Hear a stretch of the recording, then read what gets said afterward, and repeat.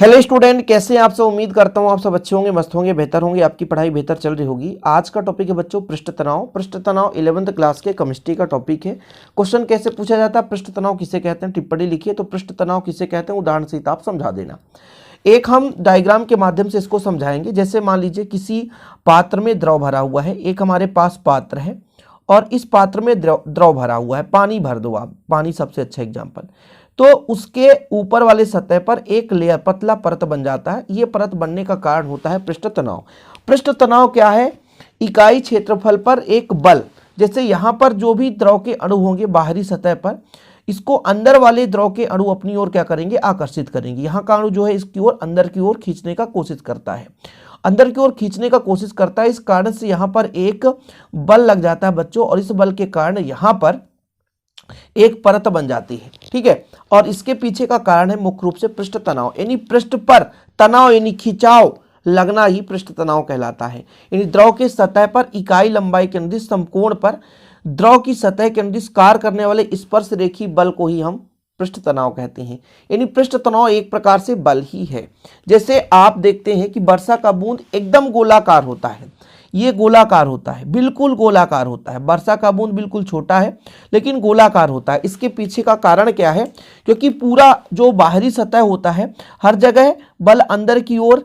द्रव के भाई अणु तो कई सारे होंगे, बूंद में जरूर नहीं कि H2O का एक अणु होगा, कई सारे अणु होंगे। तो वो अणु अंदर की ओर एक बल लगाते हैं, जिसके कारण बाहरी सतह पर एक पतला लेयर बन जाता है, और इसी कारण से ये जो वर्षा का बूंद हो जाता है गोला हो जाता है। ठीक है, यानी द्रव के सतह पर आप जैसे इस पात्र में द्रव रखें तो इसका सतह ये हो गया।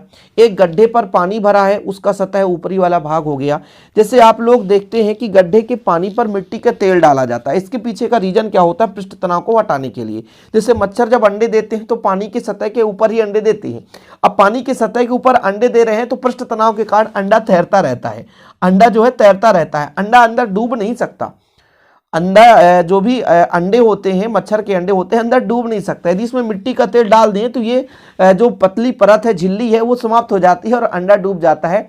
इसलिए कहते हैं जहाँ भी गड्ढा में पानी भरा हो, गड्ढा भरा बोल दिया, गड्ढे में पानी भरा हो, तो वहां पर यदि पतला लेयर दिख रहा तो उसमें आप क्या कर दो, मिट्टी का तेल डाल दो या अन्य तेल डाल दो। उससे क्या होगा?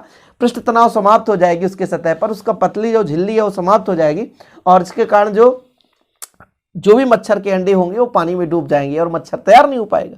ये होता है बच्चों। यानी कुल मिलाकर के द्रव के सतह पर इकाई क्षेत्रफल पर लगने वाला जो बल होता है, बिल्कुल लंबवत जो बल लग रहा होता है, उसी बल को हम कहते हैं पृष्ठ तनाव। ठीक है, क्या बोलते हैं बच्चों? पृष्ठ तनाव। समझ में आ गया कि पृष्ठ तनाव किसे कहते हैं? चलो, पृष्ठ तनाव को प्रभावित करने वाले कारक दो हैं।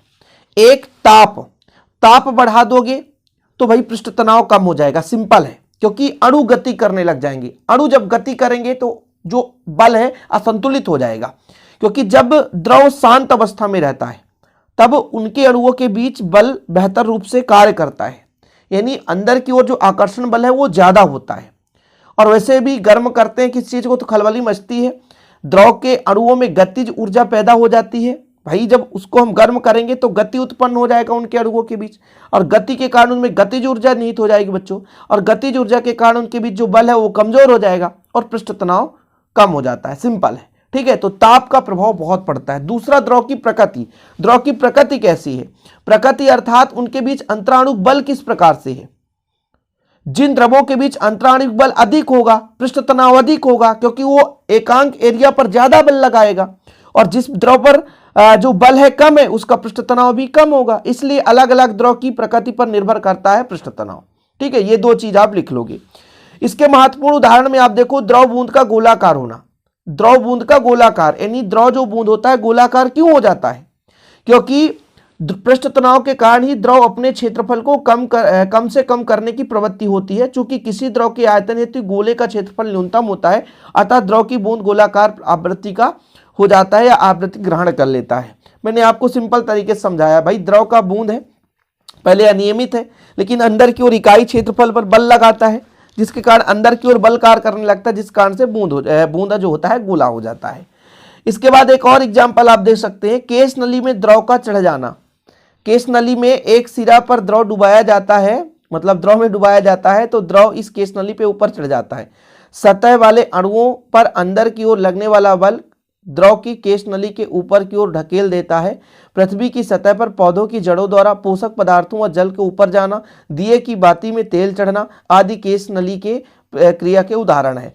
कुल मिलाकर के जैसे मान लीजिए आप मोमबत्ती तो नहीं कह सकते हैं, एक दीपक घर में जलाते हैं जो मिट्टी के तेल से एक कपड़ा ऊपर से नीचे तक लगा देते हैं, तेल नीचे रहता है और ऊपर जला देते हैं, तेल चढ़ता रहता है। ये किसके पीछे का कारण बच्चों? केश नली का एक उदाहरण है और इसके पीछे पृष्ठ तनाव।